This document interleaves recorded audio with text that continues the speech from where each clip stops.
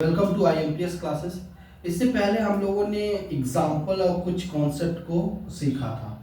अब हम प्रश्नावली 1.5 को सॉल्व करेंगे। तो प्रश्नावली 1.5 का पहला प्रश्न हम लोग सॉल्व करते हैं। तो पहला प्रश्न क्या है कि अगर हम पढ़ते हैं इस क्वेश्चन को तो ये इस प्रकार है कि बताइए कि नीचे दी गई संख्याओं में कौन कौन परिमेय है और कौन कौन अपरिमेय संख्या है। तो कहने का मतलब यहाँ पे कुछ संख्याएं दी गई हैं। 1 से लेके 5 तक हमने अलग अलग संख्याएं लिखी जो आपकी प्रश्नावली में दी हैं और इसमें आपको बताना है कि कौन सा परिमेय संख्या होगी कौन सी अपरिमेय संख्या होगी। तो देखिए कैसे होगा।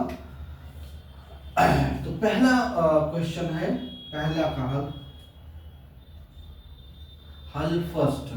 ठीक है, पहला हल क्या है, जैसे कि यहाँ 2 माइनस करड़ी में 5 है। 2 माइनस करड़ी में 5, तो कहने का मतलब यहाँ पे इसको लिख सकते हैं 2 क्या है, परिमेय संख्या है। 2 क्या है, परिमेय संख्या।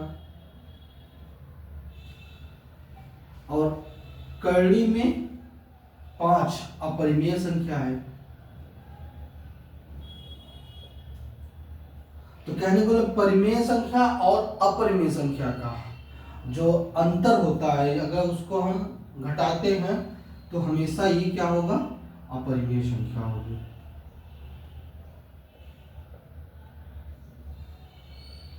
तो पहले का आंसर हो गया कि अगर 2 माइनस करड़ी में 5 को घटाएंगे तो हमेशा अपरिमेय होगा क्योंकि इसमें एक अपरिमेय संख्या है। और परिमेय और अपरिमेय को अगर हम घटाते हैं तो हमेशा अपरिमेय ही मिलेगा। हल दूसरा देखिएगा,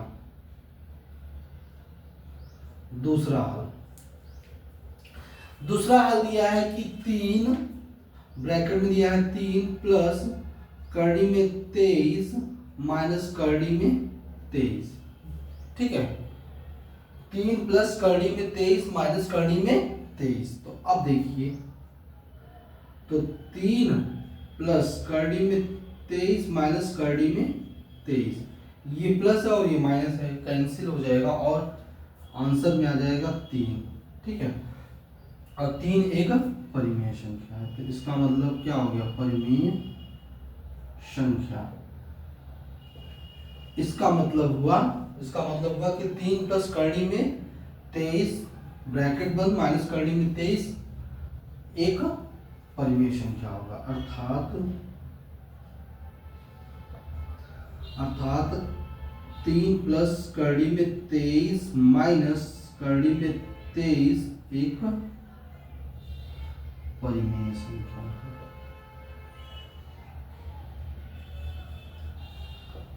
परिमेय संख्या है। आई होप आपको समझ में आ रहा होगा। क्वेश्चन नंबर दूसरा हो गया। क्वेश्चन नंबर तीसरा देखिएंगे।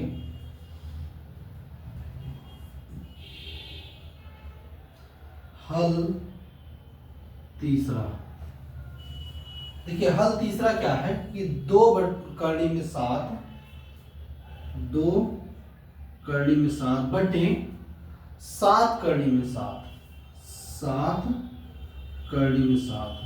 ठीक है, तो अब ये करड़ी में 7 हट गया तो ये आ जाएगा 2/7, जिसको हम देख रहे हैं कि p/q के रूप में है और q 0 के बराबर भी नहीं है। तो इसका मतलब क्या है, ये एक परिमेय संख्या है।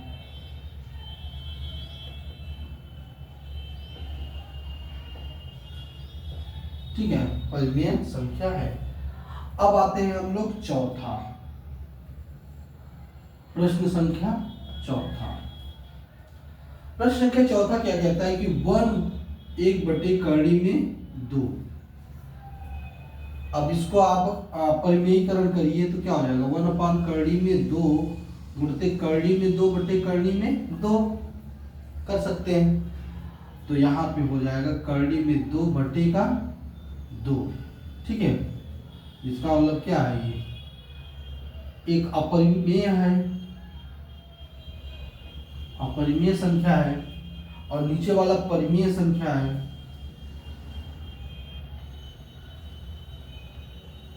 तो अपरिमेय को परिमेय से भाग देंगे तो हमेशा एक अपरिमेय संख्या प्राप्त होगा।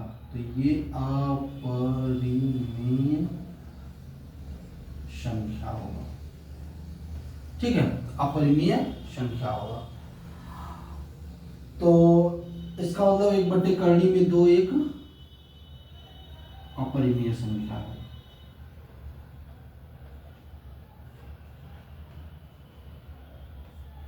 अपरिमेय संख्या है, ठीक है। तो चौथा भी आपको समझ में आ गया होगा। अब लास्ट 5वां प्रश्न, 2 पाई क्या है? 2 पाई। देखिए पाई क्या है? एक अपरिमेय संख्या है। पाई क्या है? एक अपरिमेय संख्या है और 2 परिमेय संख्या है। अगर हम परिमेय को अपरिमेय से गुणा करेंगे तो ये जो आएगा पूरा संख्या एक अपरिमेय संख्या होगा, ठीक है। तो कहने का मतलब है कि 2 पाई एक अपरिमेय संख्या है। तो इस तरीके से आप इसका आंसर लिख सकते हैं और इस तरीके से आप इसको लिख लीजिए अपने नोट्स में और हम लोग आगे बढ़ते हैं। ओके, अब हम लोग प्रश्नावली 1.5 का दूसरा प्रश्न सॉल्व करेंगे। दूसरा प्रश्न क्या है कि निम्नलिखित व्यंजकों में से प्रत्येक व्यंजक को सरल कीजिए। यहाँ पे कुछ क्वेश्चन दिया है 1 से लेके 5 तक, उस प्रश्न को आपको सॉल्व करना है। इससे रिलेटेड हमने एक एग्जाम्पल भी बताया था, उसी से बेसिस पे ये क्वेश्चन, उसी बेस्ड क्वेश्चन दिया गया है। तो आप देखेंगे कैसे होगा। से पहला प्रश्न का हल होगा। पहला प्रश्न दिया गया है कि ब्रैकेट में 3 प्लस करणी में 3, दूसरे ब्रैकेट में 2 प्लस करणी में 2। अब देखिए यहाँ पे कोई ऐसा फॉर्मूला वगैरह लग नहीं रहा है, तो आप क्या करोगे कि अब अलग अलग गुणा करोगे। जैसे 3 का गुणा 2 में करोगे तो 3 गुणित 2 हो जाएगा। अब यहाँ पे प्लस साइन है तो प्लस लिख दिया, फिर 3 का गुणा किया करणी में 2 में, तो 3 करणी में 2 हो गया, प्लस लगा दिया क्योंकि प्लस यहाँ साइन है। फिर इसमें करेंगे तो 2 करणी में 3 और फिर करणी में 3 का गुणा इसमें करेंगे तो करणी में 3 गुणित करणी में 2, ठीक है। तो यहाँ तक आपको समझ में आ गया। तो यहाँ पे 3 दूनी 6 प्लस 3 करणी में 2 प्लस 2 करणी में 3 और प्लस अंदर करणी में 6, ठीक है। तो बस अब इसमें कुछ कर नहीं सकते, तो बस यही आंसर हो जाएगा। अर्थात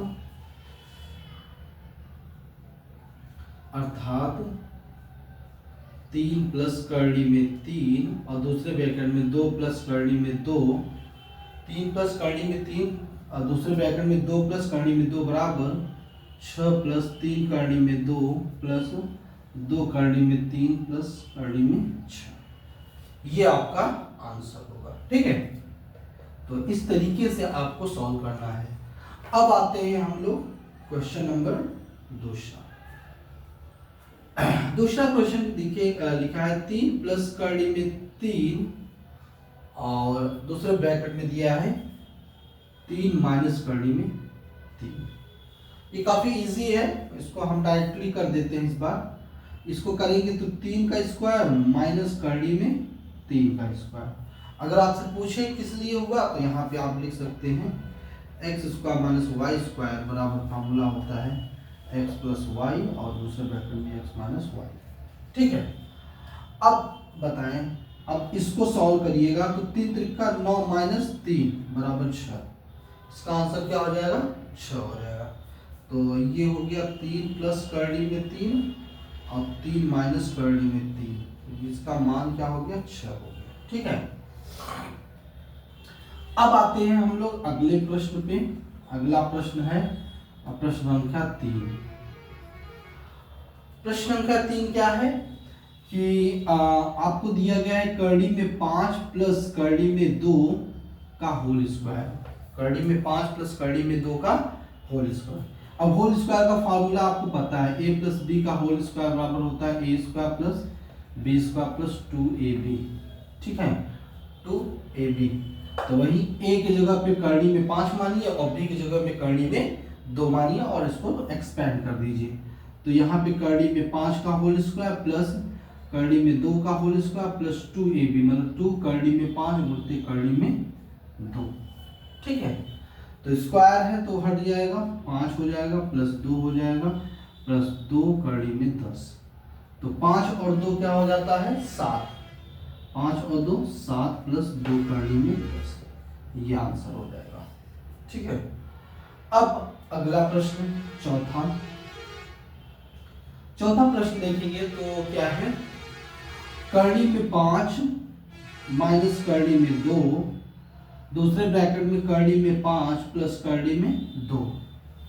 ठीक है, तो एक ब्रैकेट में प्लस हो रहा है वही चीज, एक ब्रैकेट में माइनस, तो वही फार्मूला कौन सा, X square minus Y square बराबर एक्स प्लस वाई और दूसरे ब्रैकेट में एक्स माइनस वाई। ठीक है, तो अब बताएं क्या हो जाएगा, इसको करेंगे तो करड़ी में 5 का होल स्क्वायर माइनस करड़ी में 2 का होल स्क्वायर, तो यहाँ पे क्या हो जाएगा 5 माइनस 2, यहाँ 3 हो जाएगा। इसका मतलब करड़ी में 5 माइनस करड़ी में 2 और दूसरे ब्रैकेट में करड़ी में 5 प्लस करड़ी में 2 बराबर, इसका आंसर हो गया 3। तो इस तरीके से ये आपको पांचों क्वेश्चन करने थे। हमने आपको पहला प्रश्न, दूसरा प्रश्न, तीसरा प्रश्न और चौथा प्रश्न, ये चारों प्रश्न का आंसर बता दिए हैं। इस तरीके से आपको सॉल्व करना था। ओके, अब प्रश्न संख्या हम लोग 3 करेंगे। प्रश्नावली 1.5 का तीसरा प्रश्न क्या बोलता है, देखिएगा। इसमें ये कह रहा है कि ये आपको याद होगा कि पाई को वृत्त की परिधि, मान लीजिए परिधि सर्कमफेरेंस C और उसके व्यास को इसने माना है D, डायमीटर। ठीक है, क्वेश्चन पे से समझिएगा कि आपको याद होगा कि पाई को वृत्त की परिधि और व्यास का अनुपात से बनाते थे, के अनुपात से परिभाषित किया जाता है।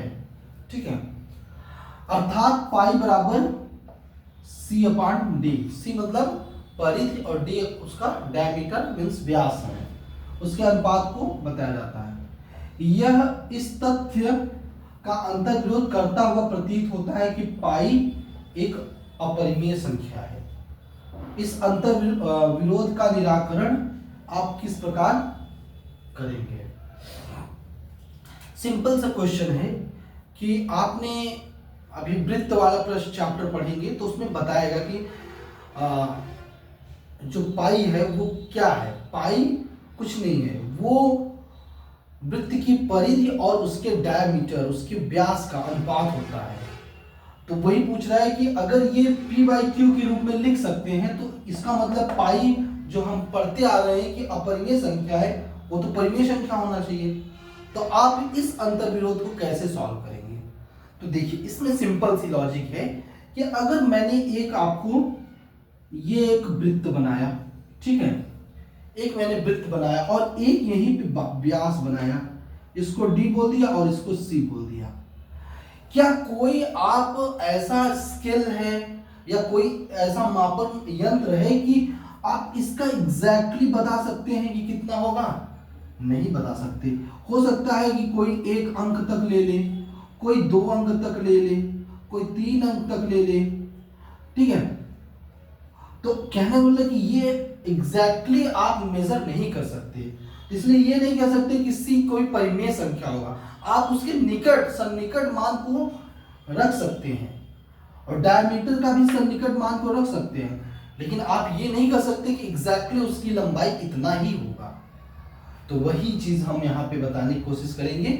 बस ये इसी को अपने लैंग्वेज में लिख देना है कि आप जो C सर्कमफ्रेंस मतलब कि जो परिधि है और जो डायमीटर है वृत्त का, उसको आप किसी भी स्केल से पूरी तरीके से मेजर नहीं कर सकते, मापन नहीं कर सकते। वो उसके सन्निकट मान हो सकता है, जिसको हम परिमेय संख्या मान लेते हैं, बट वो एक सन्निकट मान है, ना कि पूरी तरीके से एग्जैक्टली उसका मान है। ठीक है, तो वही चीज है यहाँ पे देखिएगा। तो इसका कोई अंतर विरोध करता है, इसके लिए अगर पूछा है तो इसका हल क्या होना चाहिए। इसका कोई अंतर विरोध नहीं है, कोई अंतर विरोध नहीं है, जो लिखा गया है वो एकदम सही बात लिखी गई है। स्मरण रहे कि जब कभी भी स्केल से या किसी अन्य युक्त से लंबाई मापते हैं, आप चाहे स्केल से मापिए या किसी और स्केल युक्ति से। अभी ये तो अगर परिधि नापना है तो वो स्केल से मापना मुश्किल है, बट ये आप यहाँ पे धागा रख के इसको मेजर करके फिर धागे की लंबाई स्केल से माप सकते हैं, वो हो सकता है। तो युक्त से अगर आप लंबाई नापते हैं, परिधि और उसका डायमीटर, तब आपको केवल एक सन्निकट परिमेय प्राप्त होता है। एक सन्निकट परिमेय मतलब उसके बिल्कुल क्लोज मिल सकता है। अतः आप यह अनुभव नहीं कर पाते कि C या D अपरिमेय है। तो हम लोग जब मेजर करते हैं तो C और D एक निकटतम मान ले लेते हैं, तो ऐसा लगता है कि परिमेय संख्या, लेकिन वो एक्चुअल में परिमेय संख्या है या नहीं ये हम डिसाइड नहीं कर पाएंगे। तो फिर से एक बार समझिएगा कि एक पाई मतलब अपरिमेय संख्या होता है। वो पाई क्या होता है, वो वृत्त की परिधि और उसके व्यास के अनुपात को कहते हैं। अब वही पूछा गया कि अगर वो अनुपात है P/Q के रूप में लिख दिया है तो पाई के बराबर लिखा है तो पाई भी परिमेय होना चाहिए। तो इस अंतर विरोध को आप कैसे सॉल्व करेंगे। तो आपने कहा कि देखिए सर, आप C का मान जब हम स्केल से या फिर किसी और युक्ति से मेजर करते हैं तो उसके सन्निकट मान प्राप्त करते हैं, ना कि वो एग्जैक्टली वो मान होता है।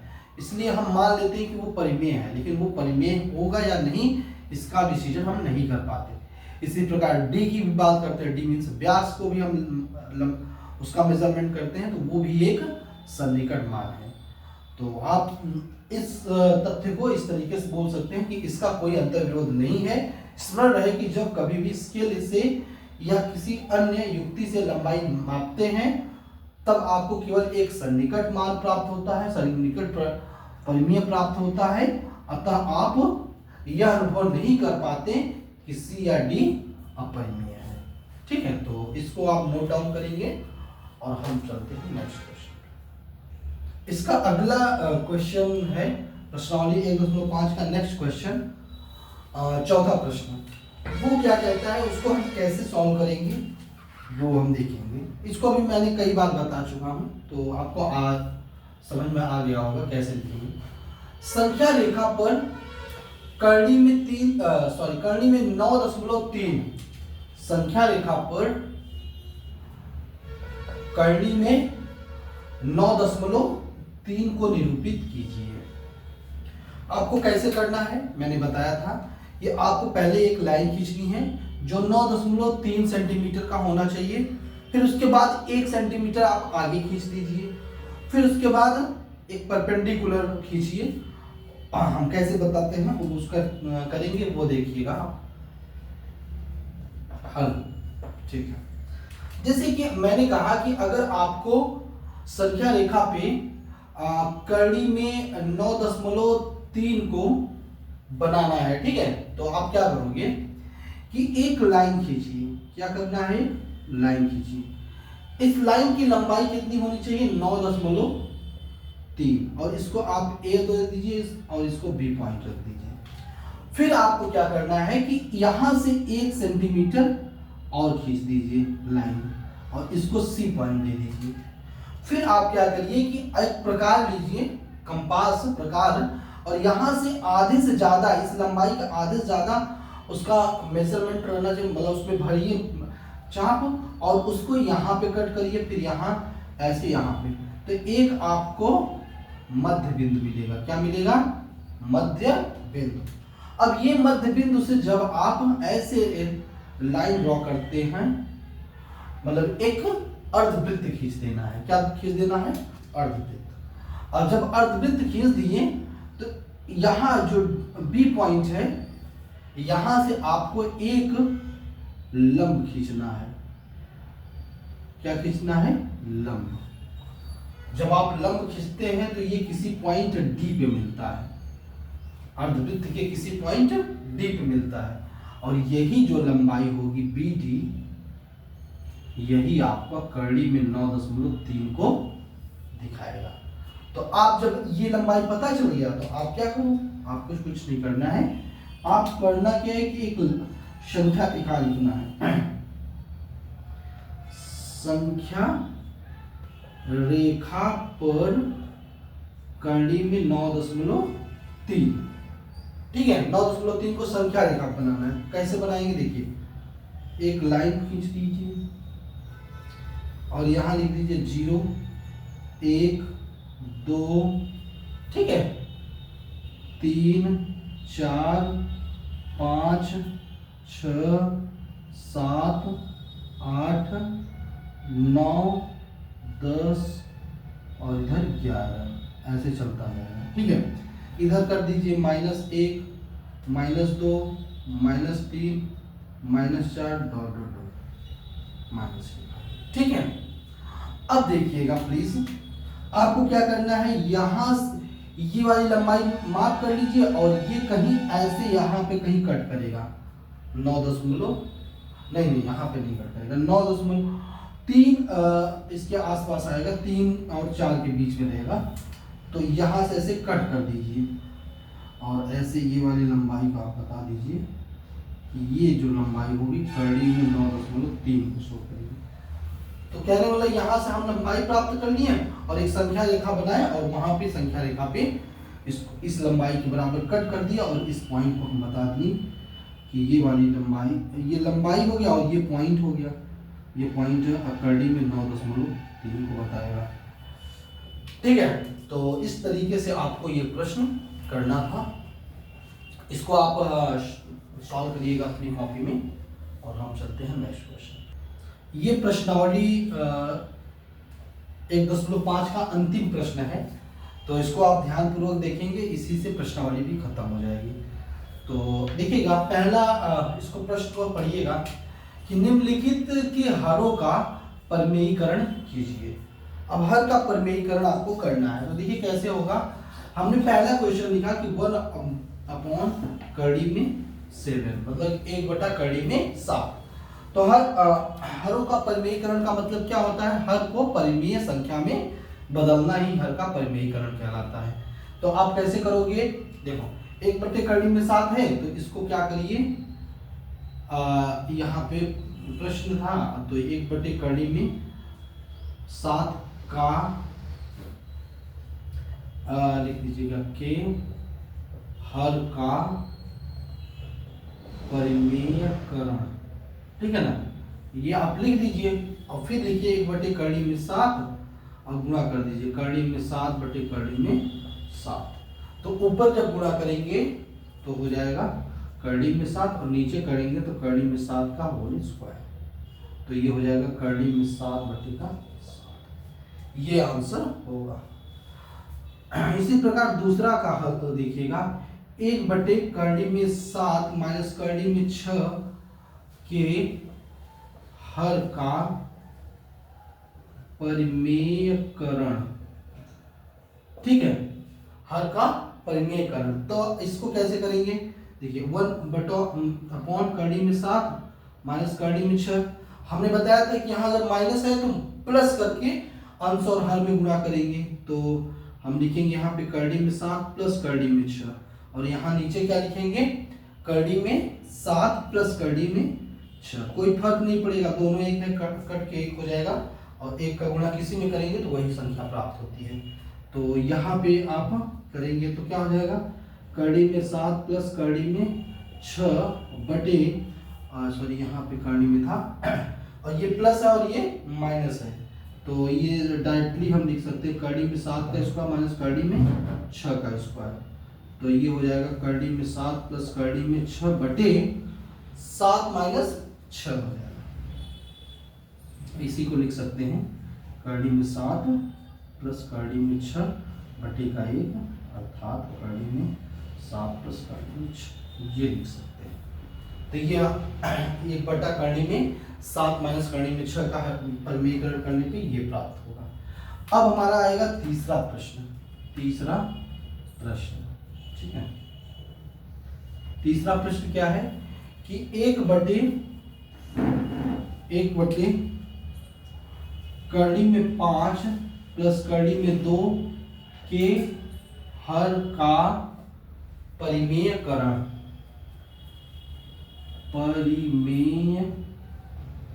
कैसे होगा? जैसे अभी करते आए हैं वैसे एग्जैक्टली वैसे ही होना है, कुछ भी नहीं करना है। देखिए 1/, कर्णी में 5 प्लस कर्णी में 2 गुणते कर्णी में 5 माइनस कर्णी में 2, माइनस से गुणा कर दिया, ठीक है ना। यहाँ प्लस है और ऊपर माइनस करके गुणा कर दिया, तो क्या हो जाएगा? यहाँ कर्णी में 5 माइनस कर्णी में 2, और यहाँ जब गुणा करते हैं तो आपको प्राप्त होता है कर्णी में 5 का होल स्क्वायर माइनस कर्णी में 2 का होल स्क्वायर। तो यहाँ पे हो जाएगा कर्णी में 5 माइनस कर्णी में 2 बटे का 5 माइनस 2, ठीक है, 5 माइनस 2। तो यहाँ हो जाएगा कर्णी में 5 माइनस कर्णी में 2 बटे का 3। तो यही आंसर हो जाएगा, आंसर यही हो जाएगा, ठीक है। या इसको आप ऐसे भी लिख सकते हो कि 1/3 बाहर कर लो और यहाँ कर्णी में 5 माइनस कर्णी में 2, ठीक है, ये आंसर हो जाएगा। अब आंसर नंबर 4 लास्ट आंसर है 1/कर्णी में 7 माइनस 2, इसके हर का परिमेयकरण करना है कि हर का परिमेयकरण, ठीक है, हर का परिमेयकरण कैसे करेंगे? देखिए आप ऐसे लिखो 1 कर्णी में 7 माइनस 2 गुणते कर्णी में 7 प्लस यहाँ पे 2 बटे का कर्णी में 7 प्लस 2, ठीक है। तो अब यहाँ पे जब आप गुणा करेंगे तो कर्णी में 7 प्लस 2 बटे का कर्णी में 7 का होल स्क्वायर माइनस 2 का होल स्क्वायर, ठीक है। तो आप इसको ही आगे लिख सकते हैं 2 बटे का यहाँ 7 माइनस 4, तो फिर यहाँ पे हो जाएगा कर्णी में 7 प्लस 2 बटे का 7 माइनस 4 क्या होगा? 3। तो यहाँ पे हो जाएगा अर्थात इसका परिमेयकरण 1 कर्णी में 7 माइनस 2 बराबर क्या हो जाएगा? कर्णी में 7 प्लस 2 बटे का 3। इस तरीके से आपको ये प्रश्न सॉल्व करना था। आई होप आपको समझ में आ गया होगा। आपको क्लास कैसी लग रही है कमेंट सेक्शन में जरूर मेंशन करिए। Okay, thank you so much.